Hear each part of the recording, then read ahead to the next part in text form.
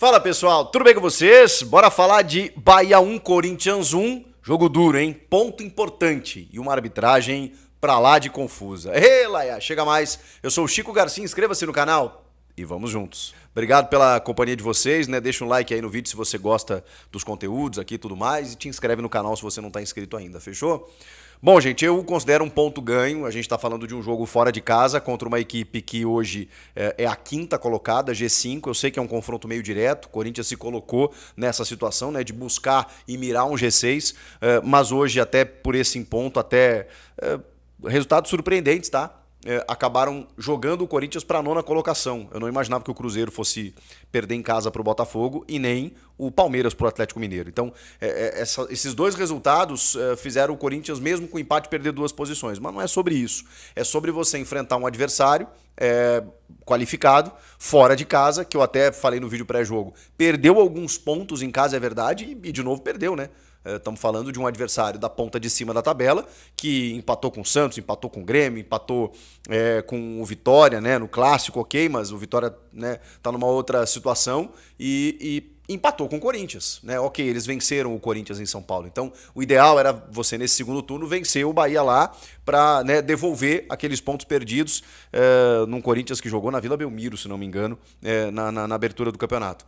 Mas ok, vamos olhar as circunstâncias, tá? O Corinthians não fez um bom jogo. É muito diferente você, obviamente, né, fazer o que você fez com o Remo dentro da tua casa do que você pode fazer com o Bahia fora de casa, no sol de Salvador. Pôr do sol de Salvador. Pôr do sol de Salvador, às 4 da tarde, depois de ter jogado na quinta noite.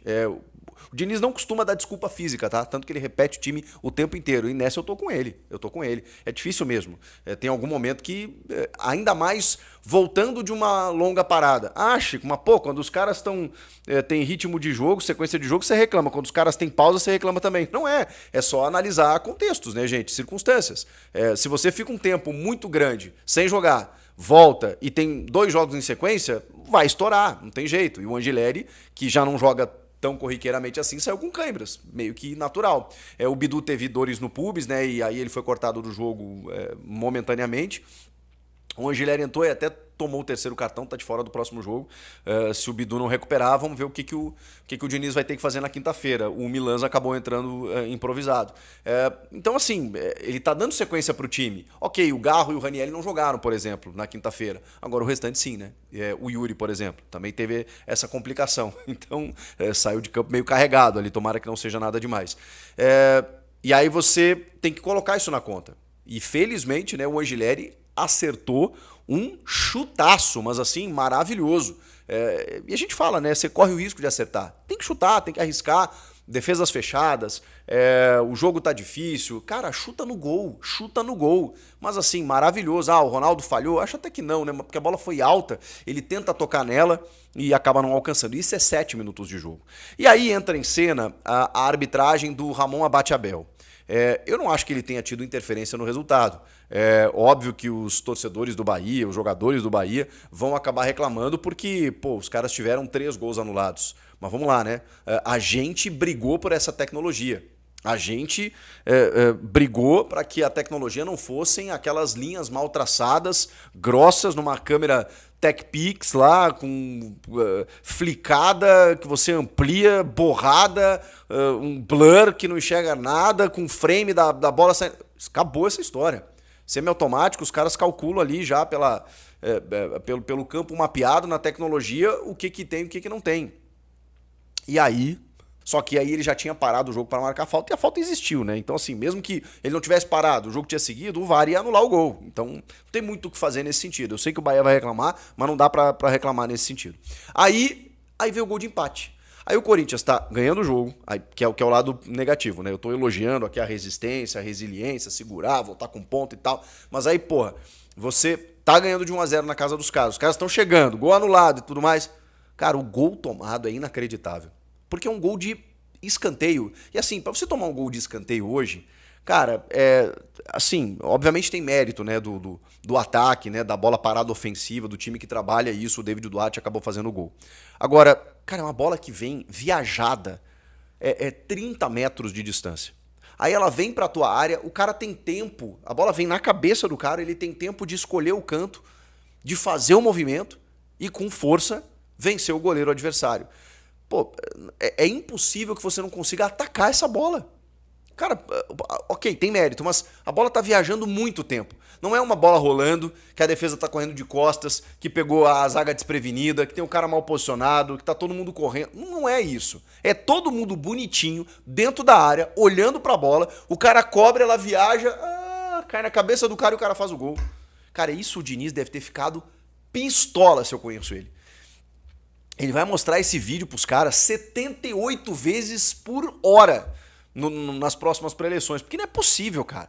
Pô, tem um cara e um bom cabeceador, o cara faz gol, a bola parada do Bahia é conhecida. Provavelmente os caras trabalharam isso.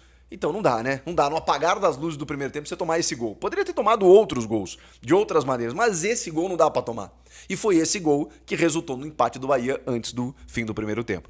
Aí no segundo tempo, cara, o Bahia ganhou o campo, né? Ganhou o campo, o latifúndio ficou com a bola, o Corinthians babou na gravata, cansou mesmo. E eles até tem mais um gol anulado, né? O Pulga estava impedido quando ele recebe aqui, daí o Hugo dá mais uma vacilada, uma rebotada, e aí tem o gol, só que o impedimento acaba anulando também, e o Bahia não conseguiu fazer o gol da vitória, e teve perto disso.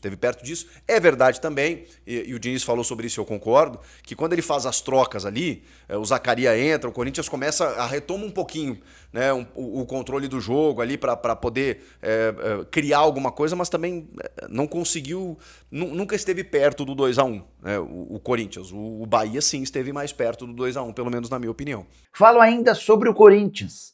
O Timão pode vender Rodrigo Garro para o River Plate. Que história é essa de que o Rodrigo Garro pode trocar o Corinthians pelo River Plate? Nesse fim de semana, lá na Argentina, surgiu a notícia de que o River está disposto a pagar 7 milhões de dólares ou 35 milhões de reais para levar um meio atacante. Confesso que logo de cara já achei a história meio maluca. O Corinthians acaba de gastar mais de 40 milhões de reais junto ao Tajeres para conseguir ficar com o Rodrigo Garro em definitivo. O Garro era um dos alvos de Transferban. Pois bem, importante registrar que, antes de gravar o vídeo, entrei em contato com um dirigente corintiano e ele assegurou que não há nem sondagem, muito menos proposta. O Corinthians descarta negociar o Rodrigo Garro.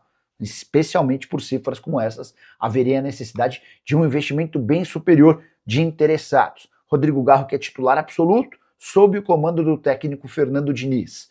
Só para completar o noticiário corintiano, contar que Sérgio Paperin, diretor de futebol do Vitória, assegurou que o clube baiano vai comprar o Kaká, zagueiro que está emprestado até o fim da temporada. Essa negociação de empréstimo vira obrigação de compra se o Vitória não for rebaixado. O time tem lutado bem contra o rebaixamento. E se essa operação for confirmada, 15 milhões de reais por 90% dos direitos econômicos.